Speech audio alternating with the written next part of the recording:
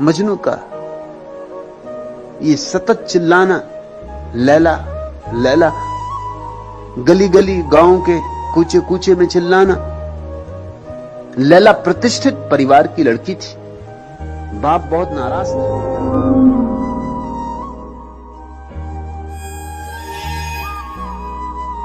मजनू की आवारागर्दी, उसकी ये आवाजें बाप के लिए भारी पड़ने लगी। बाप ने तय किया कि गांव ही छोड़ देंगे। उसने ये गांव ही छोड़ दिया। चले, बड़ा संपत्ति वाली था, बड़ा धन दौलत थी, सब लादे गए ऊंटों पर। अनेक ऊंटों का काफिला चला। लैला को भी ऊंट पर बांध दिया गया। मजनू को खबर मिली, वो गांव के बाहर जाके एक वृक्ष के नीचे खड़ा हो गया और वहीं धुन सतत लग गई, लैला लैला। काफिला गुजरता रहा, लैला को धुन सुनाई पड़ती रही। लैला की आंखों से आंसू टपकते रहे, लेकिन कोई उपाय न था। काफिला दूर होता गया, मजनू की आवाज जोर से होने लगी।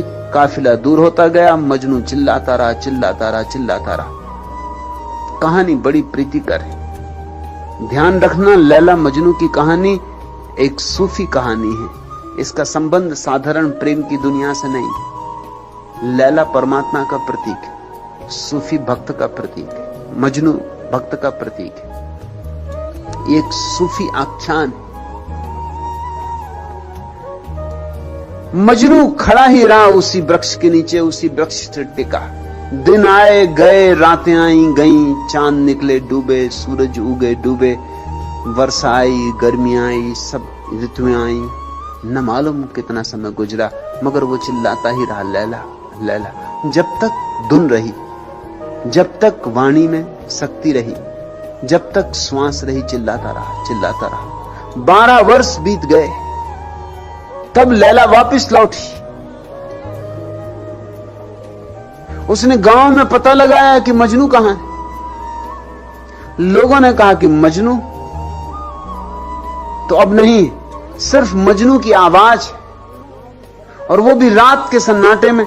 अगर गांव के फला फला वृक्ष के नीचे जाके खड़ी रहो तो सन्नाटे में रात की आवाज आती है, लैला लैला। मजनू का तो कुछ पता नहीं, लेकिन आवाज आती, शायद मजनू भूत हो गया या क्या हो गया। हम तो जाने से भी डरते, उस रास्ते से रात लोग गुजरते भी नहीं, क्योंकि आवाज बड़े जोर से आती। लैला गई उस वृक्ष के नीचे,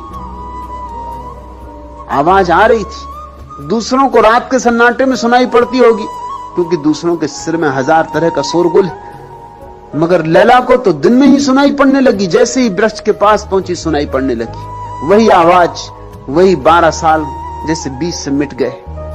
और जब वो वृक्ष के पास गई तो चकित हो गई। मजनू था, मर नहीं गया था, लेकिन 12 साल वृक्ष के साथ खड़ा खड़ा वृक्ष से जुड़ गया था। उसके हाथ वृक्ष की शाखाएं हो गए थे, उसके शरीर पे पत्ते निकल आए थे, फूल निकल आए थे। अब वृक्ष का ही हिस्सा था और सारे वृक्ष से एक ही धुन निकल रही थी, लैला लैला।